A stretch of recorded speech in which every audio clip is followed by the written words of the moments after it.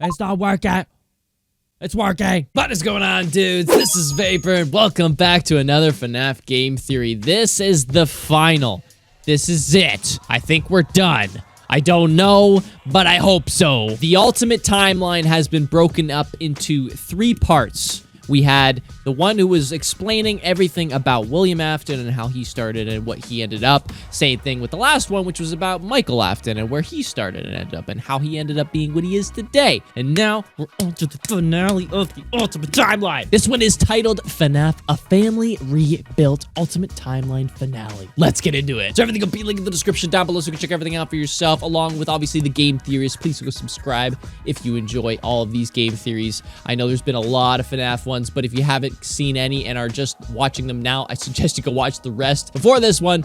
You might be there a few days, or at least the first ultimate timeline video. There's only 3 of them, so go check that out. Okay, this one is about half an hour long, so please grab a snack, grab some popcorn, grab some drinks, grab a coffee, something to keep you awake, because there's gonna be a lot going on. So I'm gonna play on this bad boy. In 3, 2, 1, boom.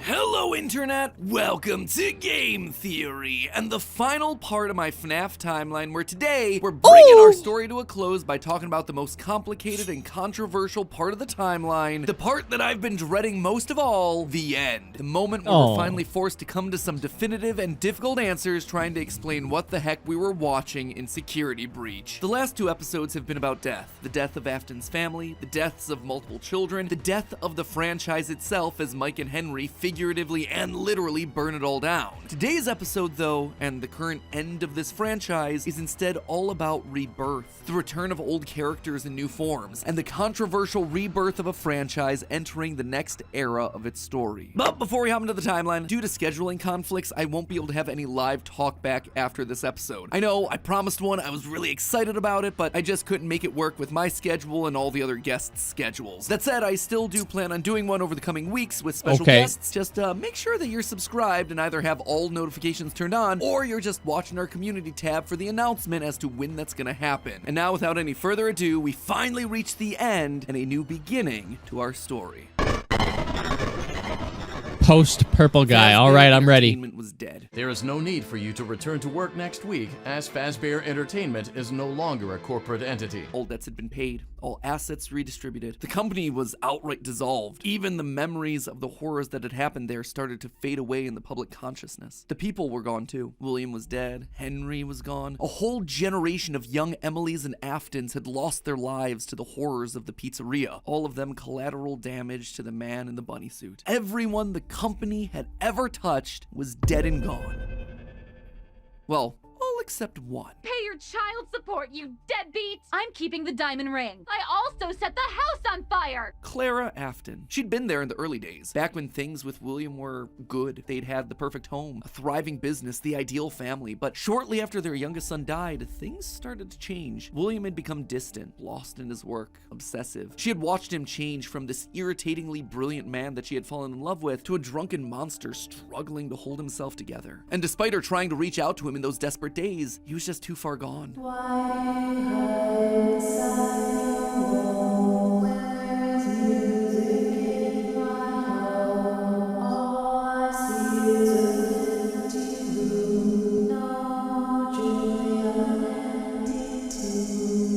Admit it, you wanted to let me in. For her sake, she had to leave the relationship, and from there, she largely faded into obscurity. A mystery from William's past, a footnote in his history, and that was fine for her. She wanted to leave that part of her life behind. She tried to move forward, never wanting to hear the name Freddy Fazbear again, a time defined by mistakes and broken promises. But then, the paperwork started to arrive. As Fazbear Entertainment began to close as a corporate entity, suddenly her mail was flooded with notifications, requests, obligations. She had been there since the beginning, helping William in the early days of his business, and now, as a shareholder and sole living member of the Afton family, all copyrights and trademarks of both Afton Robotics and Fazbear Entertainment passed on to her. Memories of this past life that she had long left behind. Looking at the blueprints, the contracts, the memos, she felt old wounds begin to reopen, the regrets of a happy family that had been torn away from her. William had always been brilliant. That's what had attracted her to him in the first place. But he'd also been too blinded by obsession and pride. He was too jealous, too petty, too unable to actually see a bigger picture. But now, holding the paperwork that contained decades of heartbreak and trauma, she realized it was her turn. She was holding the power. This was her chance. And one thought resonated in her head. I will put them back together. I will put them all back together. She would be the one to rebuild this family, to rebuild the pieces of that shattered life, to reclaim the kids that Fazbear had stolen from her. But how? Looking at William's work now laid out before her, she knew that he had been onto something, collecting remnant, robotic humanoids, digital conscience transference. The pieces were all in place. They were just scattered, fragmented. It was almost like there were too many ideas going in too many different directions. It was such an important idea that she reiterated that point to herself. There were too many ideas going in too many different directions. That said, there had to be a way to save it all. She just needed to put it all back together. But how? To rebuild her family, she would first need to rebuild the franchise that had stolen them away from her. With ownership over the characters, their licenses, the technology patents, and the Fazbear name, she converted the corporation back to an LLC, a structure for smaller businesses that are usually family-owned.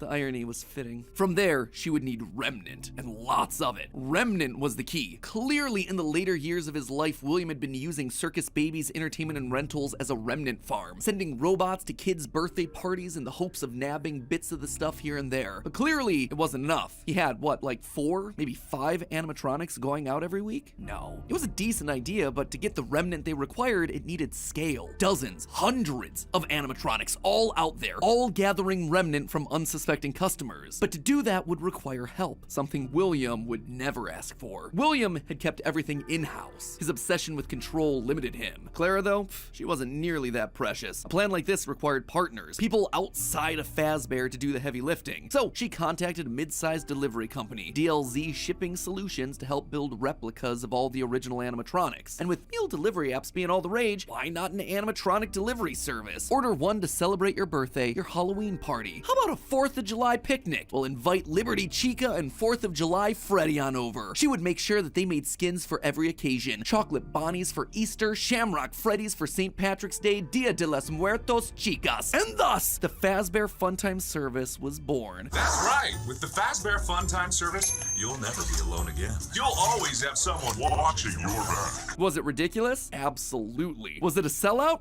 No doubt. It was exactly the sort of thing that William would have hated, but it needed to be done to get enough remnant. Normally, the novelty of ordering an animatronic wore off after like what, 1, maybe 2 times? But with new skins for new holidays, suddenly you had yourself an animatronic perfect for every occasion. It would keep people hooked. It would keep them ordering the latest and greatest that Fazbear Entertainment LLC had to offer. And all the while, they'd be collecting and returning the remnant back to her. In a word, it was brilliant. There was just one problem with it. No one trusted the Fazbear name. The company's brand was still mud in the public eye. No one would want to hire animatronics from the restaurant franchise known for murdering children. Nothing kills a party quite like the threat of death, you know. So she needed to find a way to discredit the stories that had come before. She needed to win back the public's affections, reactivate some nostalgia for the spooky stories of their childhoods. She needed a game. Multiple games, in fact. They lied to us. They lied to all of us. They told us that the whole point of this VR game was to undo the bad PR done by a rogue indie game developer. But that's not true at all. Those indie games were designed to conceal and make light of what happened. This isn't just an attempt to rebrand. It's an elaborate cover-up. Struggling game developers were a dime a dozen online, most working on their magnum opus between shifts at the Dollar General. So she found one. Steve just picked him out of obscurity, the right mix of desperate and doofus willing to say and do anything for a couple extra bucks. And he fell right in line, as expected, delivering stupid little things with dumb generic names like Mangle's Quest, Balloon Boy's Air Adventure, Five Nights at Freddy's. Bad gameplay with even worse graphics, but hey, they got the job done. People were suddenly talking about the clues inside of these things, searching for the hidden lore. They were actively making jokes about dead kids at pizzerias. Her husband's twisted history of serial murder had suddenly been reduced to a mere Nancy Drew mystery to be solved. The plan had worked. Freddy Fazbear's was suddenly more popular than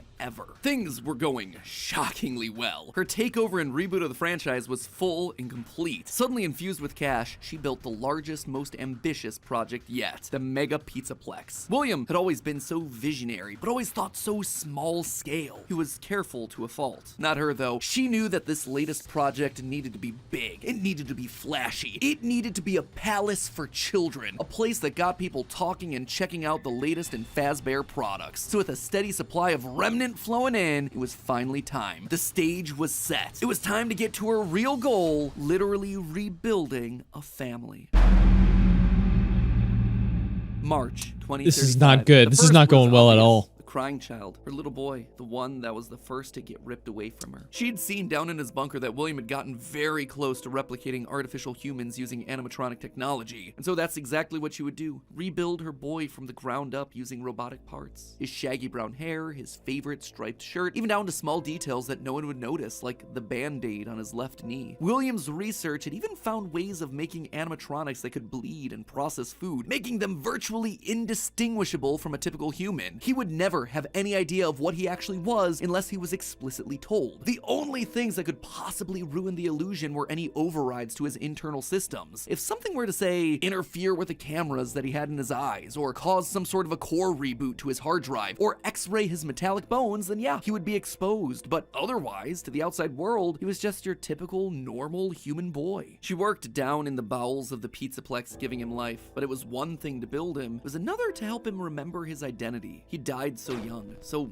early in their history that there was no preserved memories for him, no documentation that she could just download into his digital brain. So bit by bit, she trained him, forcing him to remember who he was. In a corner of the room, she even made a makeshift dinner table, a reminder of their happier days. The family recreated: 2 brothers, a sister, a father, and the mother at the head of the table. The one in charge, the one in command, the one bringing all of this to fruition. But his progress was admittedly slower than she would have liked. At first, he could only communicate through simple ones and zeros, then rudimentary drawings and crude letters. But bit by bit, images of his past life started to come through. Balloons, colors, houses, bears and faces, birthday parties. All for me. Gregory was alive.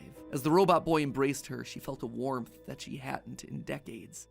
This was the joy that she'd been working towards. This was what it was all for. Her son, back in her arms again. The plan was working. She had to keep going. Next was William. If the family was truly going to be put together, she would need him. And she knew exactly where he was, in the ruins of that old Freddy Fazbear's pizza place where Henry had trapped him. In fact, that's specifically why she insisted on building the Pizzaplex there over the sinkhole. It was the best place to hide what her true intentions were with the entire operation. Digging through the wreckage, she found him. He was right where she thought he'd be. Seeing the putrid shell of the Springtrap suit, though, was not something she was prepared for. The rotting corpse of William Afton was disgusting. Scorched flesh fused into the fur lining. Hollow black I mean, his sockets teeth where look good? eyes once were. A smell that reeked of burned carbon and blood. Teeth look good? He was no Usually longer they burn. flesh. It was just The teeth burn tangled with him, sinews of a but whatever. creature that was once called human. How far this brilliant man had fallen. It was clear that her work was cut out for her on this one. Isn't she Afton was Ballora though? That's what practically blows. That's lifeless. what's The man confusing may not me. have been able to die, Isn't she but he was about Ballora, as close or as did he she could not die? come. I don't And know. his body man. would need I a don't know. lot of reconstruction. Replacement arms and endoskeleton reinforcements were the top priority. Maybe pulled from their new line of glam rock animatronics. She'd have to see if they had any spare Bonnie parts lying around that they could steal. In the meantime, though, she threw the husk that was once her husband into a life support pod infused with aerosolized remnant to help keep him stable. But more important than recovering his body was recovering his mind. In his current state, he was comatose, an empty shell. Severe brain damage starts at temperatures over 108 degrees Fahrenheit.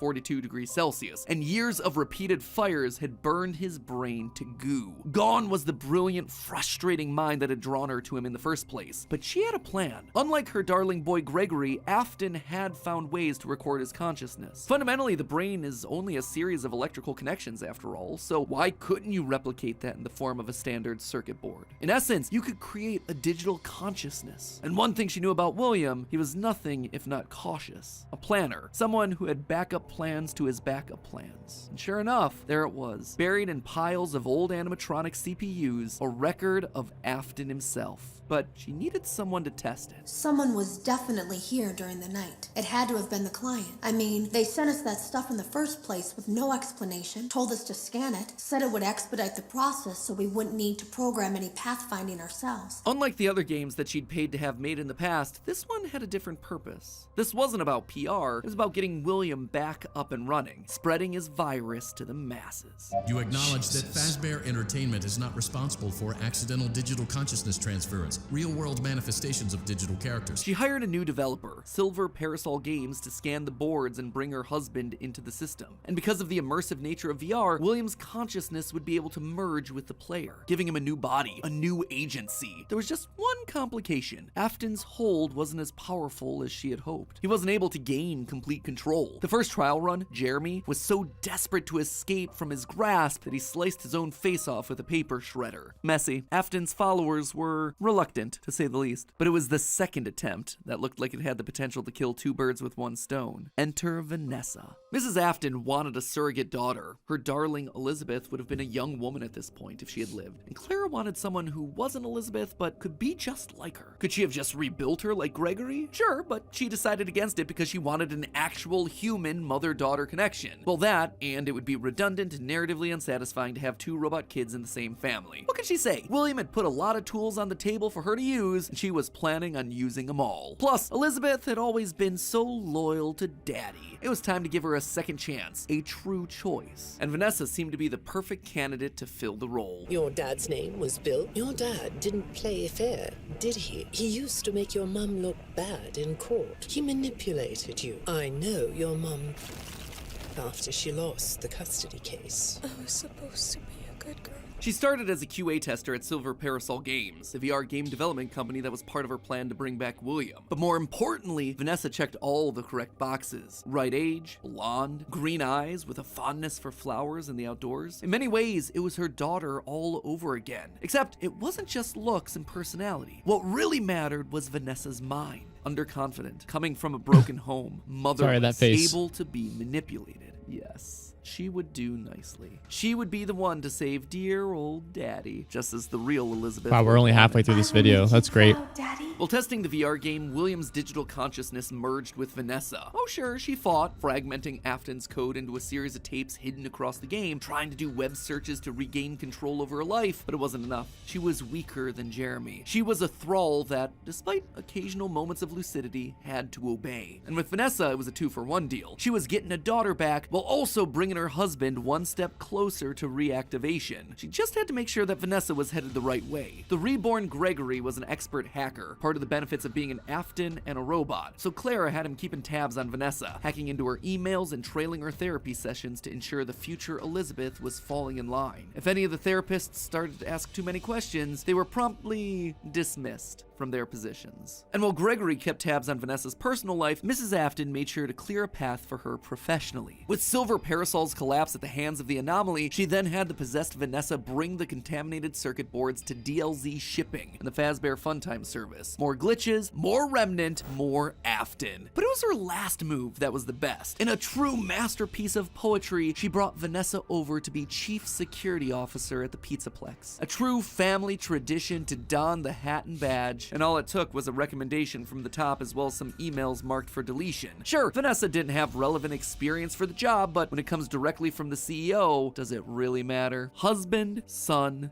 daughter. A corpse, a robot, a human. All that was left was Michael. Poor, troubled Michael. The boy that killed her youngest. The one that would spend years trying to make his guilty conscience right again. A self-professed protector. While she knew she needed him to complete the family, something told her that the problem had already solved itself. Something had shifted when using Glamrock Freddy to excavate the buried pizza place. I have been here before. I found myself for the first time when I cleared the path. I have changed. My friends are here, but I can protect you.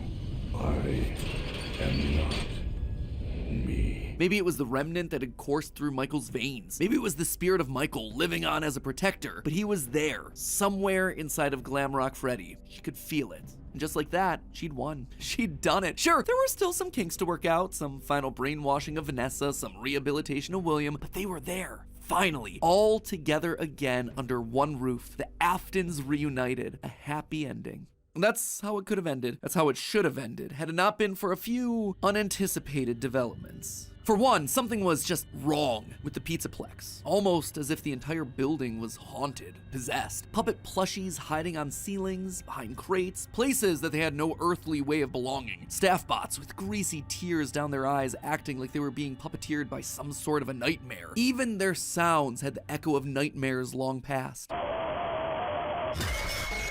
It was as though a guardian spirit of the past refused to move on. As long as her husband was around, it too would linger. Only now, it wasn't just in one body, but it was in the essence of the building itself. She had seen stories of houses built on burial grounds getting possessed by angry spirits, but she'd never assumed that it could be real. Then again, in a world of living spirit metal and mind-controlling glitches, like Poltergeist, so judgmental. bro. The whole thing was ridiculous. Why would this be the line That makes she sense. refused to cross? After all, the Pizzaplex was built over the burial ground of angry spirits, but it was the power cords that finally convinced her that something was wrong. Suddenly, these cords were striped black and white, like the security puppet from generations ago. They The weren't very meant to be like foundations that? of this place, the materials and wires that constituted it were There's no bueno. rebelling against her, against the Aftons, against the quest to bring them all together Oh. again. And it was being helped by something else. Something blob? slithering through the building. Bro. Maybe they were connected, she couldn't be sure, but a blob of living wires could be heard oozing That's through cool. the walls, stealing pieces and parts of the old animatronics showcased in Rockstar Row. She could only assume that it was a byproduct of all the remnant they'd been collecting. From Afton's testing, she knew that both light and dark remnant existed, one of positive emotions and the other created from anguish, anger, agony. Perhaps this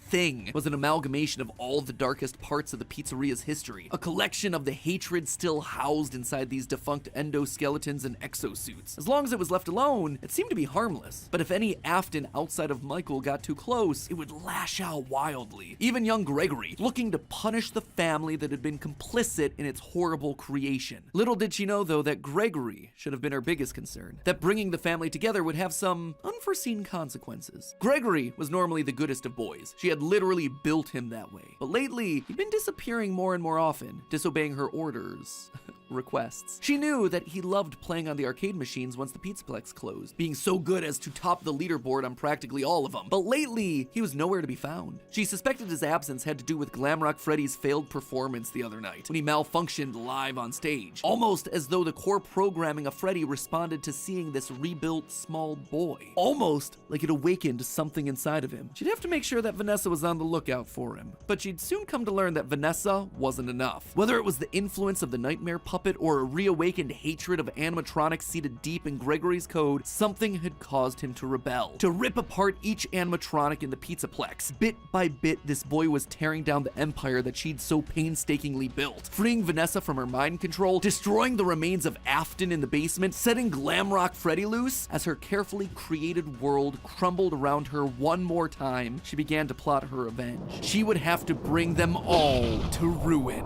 And there you have it, my friends, nearly a decade in the making, my FNAF timeline for where the franchise is here in 2023, the year of Fazbear Frights, by the way. As always, it wouldn't be right for me to finish without going over some of the more controversial takes that I just handed out. I think we can all agree that this part of the timeline was always going to be the hardest, so let me just break down some of the major points. First of all, Yes. the biggest swing of this episode, and obviously the one that everything else rests upon, Mrs. Afton being the CEO of Fazbear Entertainment LLC. Explain. Here's why I went with this route. Now, first and foremost, the head of Fazbear Entertainment is the single biggest mystery that we're meant to solve at this point in the lore. The Ultimate Guide brings it up repeatedly. Who's running the show? Who is okaying these decisions? And in the security breach memos, we get multiple mentions of someone manipulating things from the top down. Whoever this is, they are the person driving forward every other facet of late-stage FNAF lore here. They're the puppet master who's hiring the indie dev. They're the ones relaunching the brand, building the Pizzaplex over the burial ground. So everything at the end of the timeline relies on this one singular answer. Now, as I see it, there are two possibilities here. One, an adult robot Elizabeth, like we see older versions of robot kids in the fourth closet, or Mrs. Afton. Could it be someone completely new to the franchise? Absolutely yes, but in a game with so many returning faces and repeated themes, it would be pretty random and arbitrary. So, between these two girl bosses, who then would it be? Well, Elizabeth always wants to please her daddy, so she'd be most likely wanting to bring him to life. But then, what's Vanessa's role in all of this? Vanessa is clearly meant to be a parallel for Elizabeth. Same hair, same eyes, similar backstories, but if the main goal is getting the Afton family back together, which seems to clearly be the case in Security Breach, then there's no need for Vanessa to be involved at all. We already have Elizabeth running the show. It would also mean that we suddenly have 2 robot kids running around, which feels narratively repetitive and quite frankly kind of dumb. Now look at Mrs. Afton. We know next to nothing about her outside of any clues that we can get from Immortal and the Restless and Bellora's song. But what her being head of Fazbear does is make every other piece of the lore fit. Suddenly, you can have one of every other type of character. One robot kid in Gregory, one brainwashed human in Elizabeth/Vanessa, one OG corpse in William, and one possessed animatronic in Mike. Narratively, it makes everything else cleaner. Legally, it's also the option that makes the most sense. As I call out in my narrative, she'd likely have some stake in the original company and all of its assets. So as Fazbear folds as a company, I'd suspect a lot of it would return back to her. But there was one clue that really sold me on this particular direction, and that was this right here, in the Post-it room, the big lore central of Security Breach, a dinner table scene with the whole family, including the mother. And not only is she there, she is at the head of that table, the position of highest honor and responsibility. She is the one in charge, with William being relegated off to the side. That one scene shows that we have to include Mom in there somewhere, and the only place it makes sense for her to be is at the top. Now, there is one big dilemma with my interpretation of all this. The Ultimate Guide really seems to point out that the head of Fazbear doesn't want the glitch trap virus to spread. They call out one particular email in FNAF AR where the legal team calls a cease and desist to all action about scanning the circuit boards. And even in FNAF VR, we're told that the circuit boards get stolen back by the client, presumably once they realize what danger is on there, trying to stop glitch trap before he spreads and gets out of hand. Here's the problem with that though. If the head of Fazbear doesn't want Afton to rise again, why'd they restart the company in the first place? Why'd they build over the FNAF 6 pizzeria? Why'd they go through an elaborate cover-up to make the possessed Vanessa an important part of the company? Just doesn't make a whole lot of sense. It would be the most inconsistent series of actions ever, but I did want to call attention to it since it seems to be the route that the official guide is trying to steer us towards. Moving on to minor point number 1, the Five Nights at Freddy's games were made by the Rogue indie developer. Here's the thing, FNAF VR opens with this line. That's why we have recreated many of these completely fictitious scenarios, lies that you've been fed over the last several years,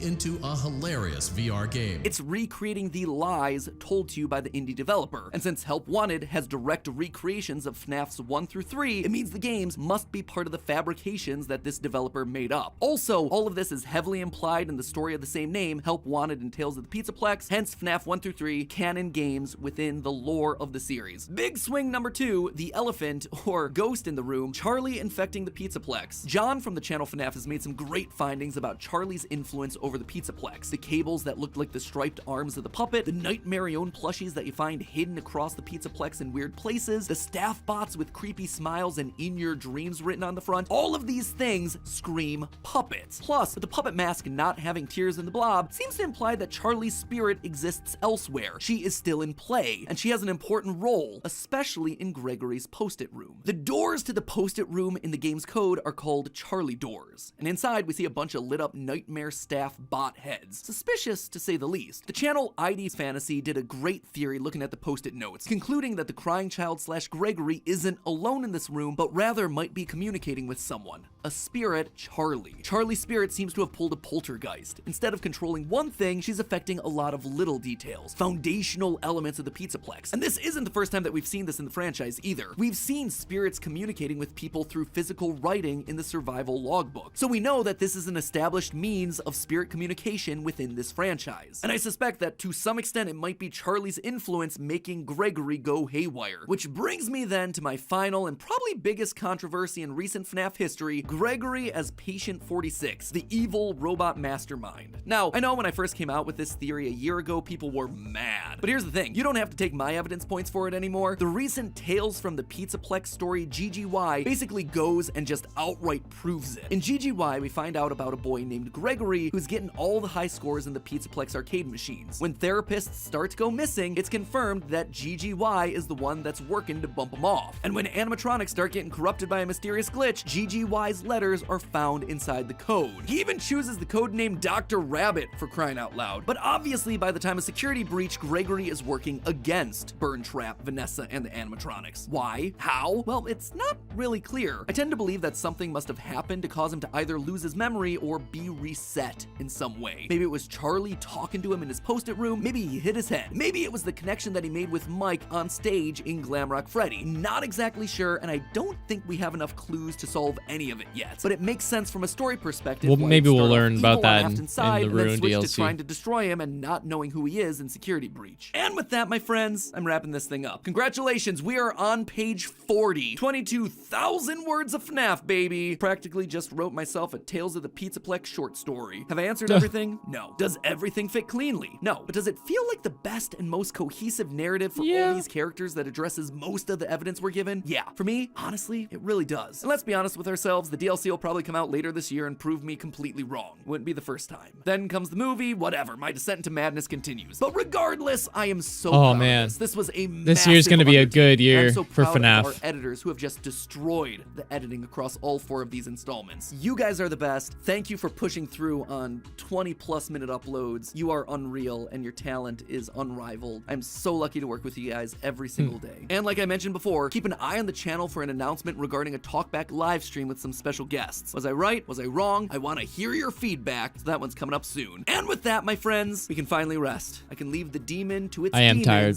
I'd like to rest. Final reminder that it was all a demon to his demons. A game theory. Thanks for watching. That's Old Man Consequence line. A demon to his demons. Amazing. Oh, that was so good. I greatly enjoyed that one. For some reason, though, I don't know why I guess Ballora was Mrs. Afton.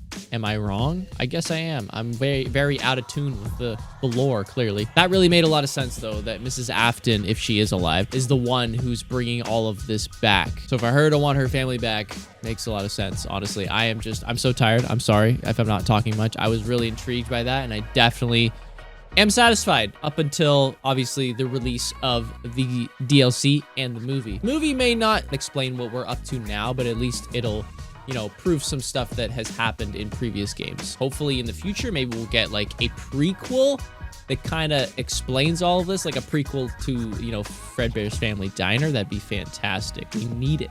At least in the movie, that'd be great to have. And then we can obviously continue with the Ruined DLC to see what exactly happened during the Pizzaplex era. Well, guys, that was my reaction to the finale of the Ultimate Timeline to FNAF done by the Game Theorists.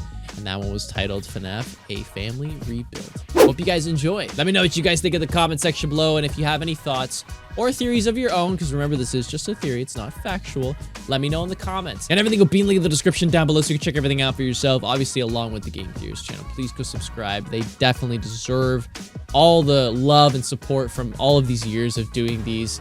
And I guess he's not done being, like I said, there's going to be more games, and there's going to be a movie. He's got a lot to talk about still. So like it if you enjoyed, subscribe for some more videos, and I'll see you in the next one. So bye!